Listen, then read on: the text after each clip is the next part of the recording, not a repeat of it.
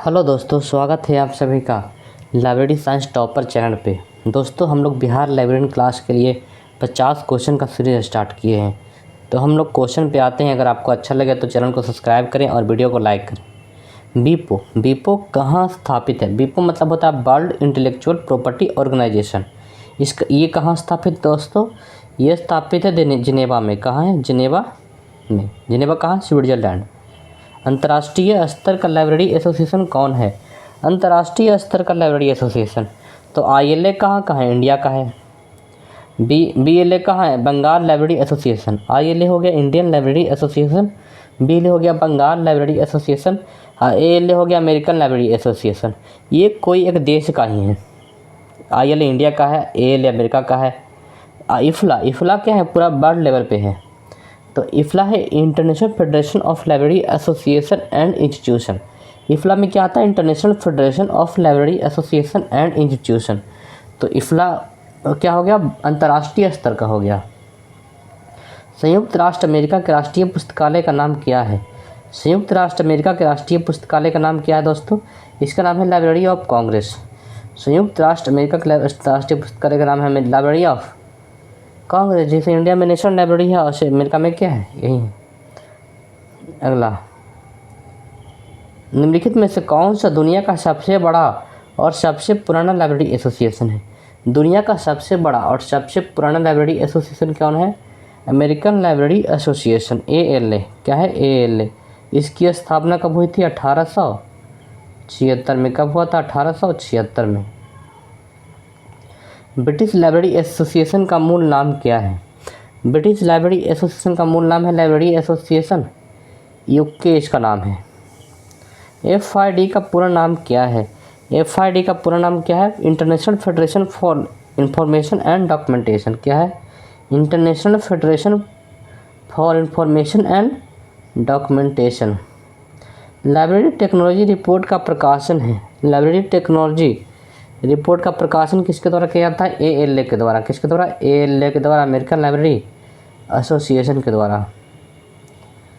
FID की स्थापना किसके द्वारा की गई? FID की स्थापना किसके द्वारा की गई? पॉल आउटलेट और हेनरी ला फोंटेन। FID की स्थापना किया गया पॉल आउटलेट और हेनरी ला फोंटेन। हेनरी ला फोंटेन को 1913 में क्या दिया गया था? नोबेल दिया गया था। 1913 में नोबेल दिया गया था हेनरी ला फोंटेन को। ये क्वेश्चन आता है कि किसको नोबेल दिया गया था? तो हेनरी ला फोंटेन को दिया गया था।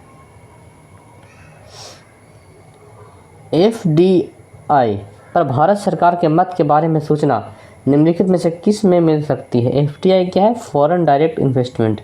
इसके बारे में अगर इंफॉर्मेशन कहाँ से मिलेगी? एशियन रिकॉर्डर्स में मिलेगी। Headquarter of IFLA is located at. IFLA का मुख्यालय कहाँ है? द हेग में।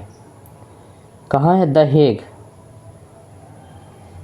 UBC का पूरा नाम क्या है? UBC स्टैंड फॉर, UBC क्या है? Universal bibliographic control. क्या है?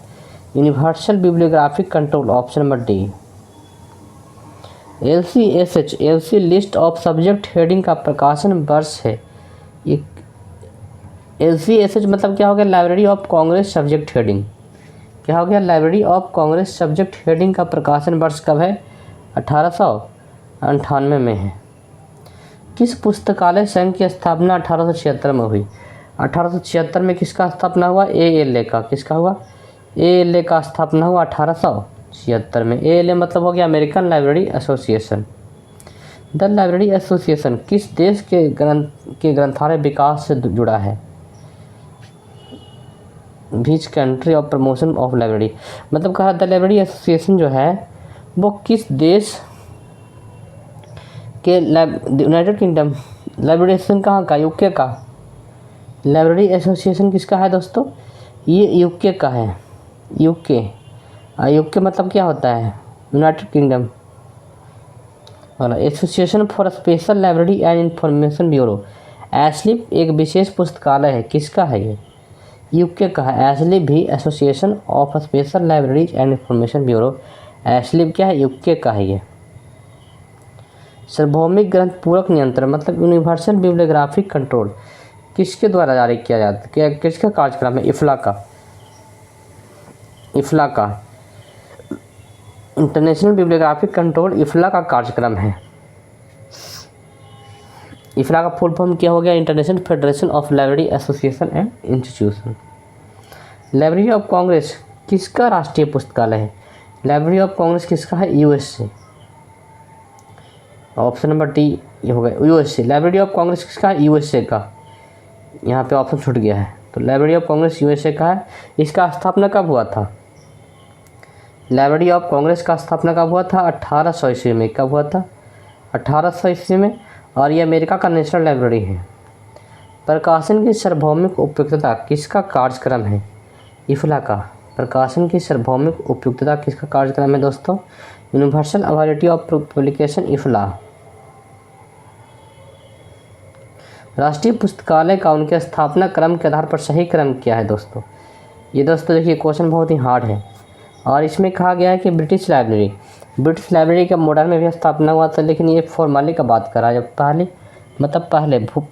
ब्रिटिश लाइब्रेरी का स्थापना अगर फॉर्मली देखेंगे तो कब हुआ था? 1753 में। कब हुआ था? 1753 में हुआ था। और उसके बाद क्या है? लाइब्रेरी ऑफ कांग्रेस का स्थापना 1800 में हुआ था। लेनिन लाइब्रेरी मॉस्को है, इसका स्थापना हुआ था 1862 में। बिब्लियोथेक नेशनल पेरिस में है, इसका स्थापना कब हुआ था? 1994 में। तो देखेंगे तो ये ABCD बन जाता है 1 2 3 4। तो 1 2 3 4 क्या हो गया? ऑप्शन नंबर ए हो गया।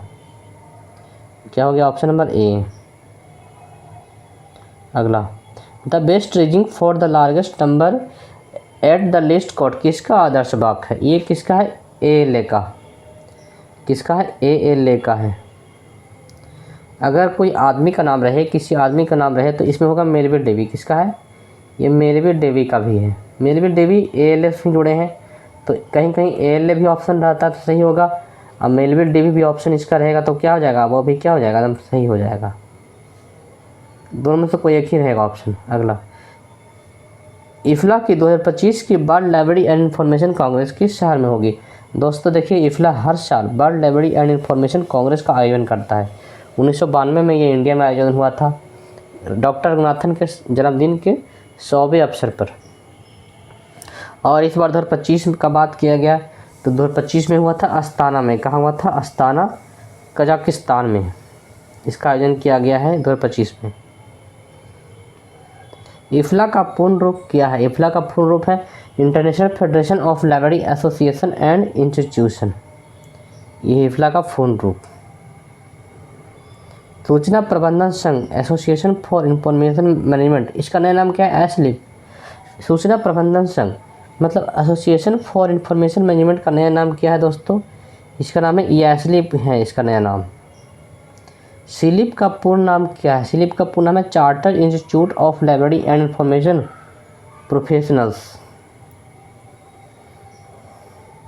अगला, लाइब्रेरी एसोसिएशन यूके किसका अंग है? लाइब्रेरी एसोसिएशन यूके जो है दोस्तों, ये सिलिप का अंग है। सिलिप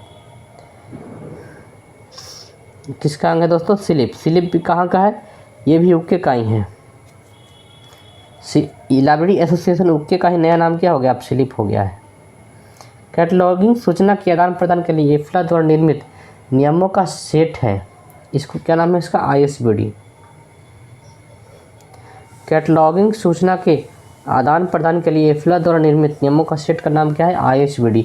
ISBD का फुल फॉर्म क्या है? International Standard Bibliographic Description. क्या है? International Standard Bibliographic Description. International Federation of Library Association, IFLA की स्थापना किस वर्ष हुई? इफ्ला की स्थापना हुई कब दोस्तों? 30 सितंबर 1927 को। किसका स्थापना हुआ? इफ्ला का स्थापना हुआ। FID की स्थापना वर्ष है। FID का स्थापना कब किया गया? 1895 में किया गया। कब किया गया? 1895 में। एरिक को प्राधिकृत किया गया। एरिक को किसके द्वारा? Department of education government of USA। इसका आंसर क्या होगा? Department of education government of USA। Information power building partnership for learning का प्रकाशन कौन है? ALA। कौन है? ALA, अमेरिकन लाइब्रेरी एसोसिएशन है। अगला, कॉपीराइट का उद्देश्य क्या है? कॉपीराइट का उद्देश्य क्या है दोस्तों? रचनाकारों के अधिकारों की रक्षा करना। भारत में कॉपीराइट अधिनियम कब बना? भारत में कॉपीराइट अधिनियम कब बना दोस्तों? 1957 में बना था। कॉपीराइट की अवधि लेखक के जीवन काल के बाद कितनी होती है? कॉपीराइट की अवधि दोस्तों भारत में लेखक के जीवन के बाद होती है 60 वर्ष। और अगर बात करेंगे अमेरिका में तो ये लेखक के जीवन के बाद 70 साल होती है। पेटेंट क्या है? आविष्कार की कानूनी अधिकार। ट्रेडमार्क का क्या अर्थ है? ट्रेडमार्क का अर्थ है ब्रांड या प्रतीक का अधिकार। बौद्धिक संपदा अधिकार आईपीआर का उद्देश्य क्या है? आईपीआर क्या है? International intellectual property right. क्या है? इंटेलेक्चुअल प्रॉपर्टी राइट आईपीआर है। इसका उद्देश्य क्या है? नवाचार व सृजनशीलता की रक्षा। ओपन एक्सेस क्या है? मुफ्त व स्वतंत्र उपलब्ध साहित्य। ओपन एक्सेस क्या है? मुफ्त व स्वतंत्र उपलब्ध साहित्य। प्लेजरिज्म का क्या अर्थ है?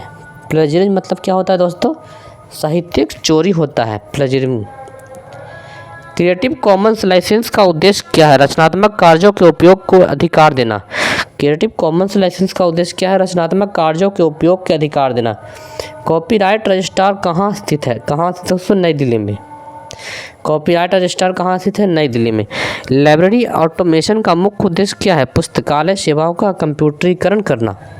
लाइब्रेरी जहाँ ऑटोमेशन है वहाँ क्या हो रहा है? कंप्यूटरीकरण हो रहा है। लाइब्रेरी भारत में लाइब्रेरी ऑटोमेशन कब शुरू हुआ था? 1980 के दशक में शुरू हुआ है। सोल सॉफ्टवेयर किससे संबंधित है? SOUL software for university library इसका फुल फॉर्म है। क्या नाम फुल फॉर्म है? Software for university library. ये किससे संबंधित है? लाइब्रेरी ऑटोमेशन से संबंधित है। इम्प्लीमेंट के द्वारा ये शुरू किया गया। कोहा क्या है? Open source library management software का ही नाम क्या है? कोहा। कोहा का उद्गम देश कौन है? कोहा कहाँ से निकला है? तो न्यूजीलैंड में इसका निर्माण हुआ है। RFID का पूर्ण रूप क्या है? Radio frequency identification. लाइब्रेरी में RFID का उपयोग किस लिए होता है? स्वचालित पुस्तक निर्गम वापसी। लाइब्रेरी में RFID का उपयोग किसके लिए होता है? स्वचालित पुस्तक निर्गम वापसी के लिए। बारकोड तकनीक का प्रयोग लाइब्रेरी में क्यों किया जाता है? दस्तावेज पहचान और परिसंचरण नियंत्रण। किसके लिए?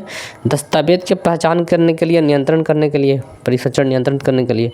इंडेस्ट का पूर्ण रूप क्या है? इंडेस्ट का पूर्ण रूप हो गया Indian National Digital Library in Engineering Science and Technology. INDEST का पूर्ण रूप क्या है? Indian National Digital Library in Engineering Science and Technology. UGC Infonet का उद्देश्य क्या है? विश्वविद्यालय को ई संसाधन प्रदान करना। UGC इन्फोनेट का उद्देश्य क्या है? विश्वविद्यालय को ई संसाधन प्रदान करना। दोस्तों आज हम लोग का 50 क्वेश्चन का सीरीज ख़त्म हो गया। तो अगर आपको अच्छा लगे तो वीडियो को लाइक करें और चैनल को सब्सक्राइब करें और अपने दोस्तों के साथ भी शेयर करें।